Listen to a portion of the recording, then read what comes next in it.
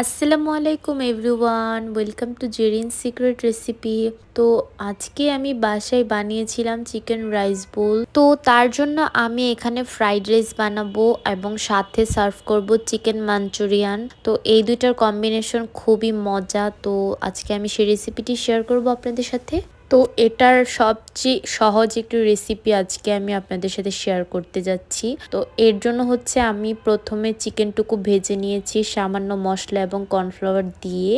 তো এখানে আমি কিছু রাইস নিয়েছিলাম, যেগুলো আমি কিছু মশলা দিয়ে মেখে রেখেছি, সাথে একটু ডিম দিয়ে মেখে রেখেছি এক সাইডে। অন্য সাইডে আমি প্যানে সামান্য পরিমাণ তেল দিয়ে দিয়েছি এবং তার উপর সামান্য রসুন, গাজর এবং পেঁয়াজ দিয়ে কিছুক্ষণ সটে করে ভেজে নিয়েছি। তো তারপর আমি যে রাইসটুকু নিয়েছিলাম সেই রাইসটুকু আমি ভেজে নিচ্ছি। এটা আমি 4 থেকে 5 মিনিট ভেজে নিব।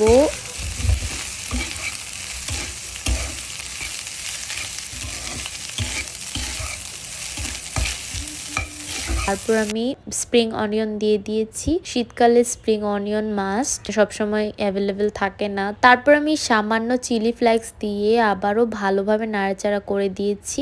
এইভাবে ভালোভাবে কিছুক্ষণ নাড়াচাড়া করে দিয়ে দেওয়ার পর আমি সামান্য ম্যাগি সস দিয়ে ভালোভাবে নাড়াচাড়া করে আমি প্যানটি অফ করে দিয়েছি। ইতিমধ্যে হয়ে গিয়েছে আমাদের ফ্রাইড রাইস।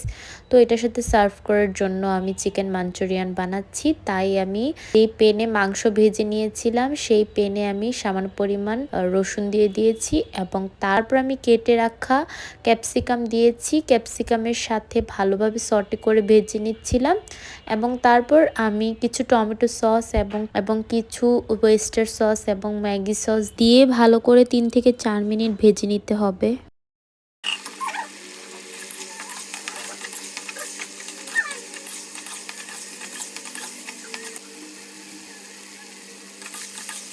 ভালো করে ভেজে নিয়েছি। এই তো আপনারা দেখতেই পাচ্ছেন ভিডিওতে কত ইয়াম্মি লাগছে দেখতে।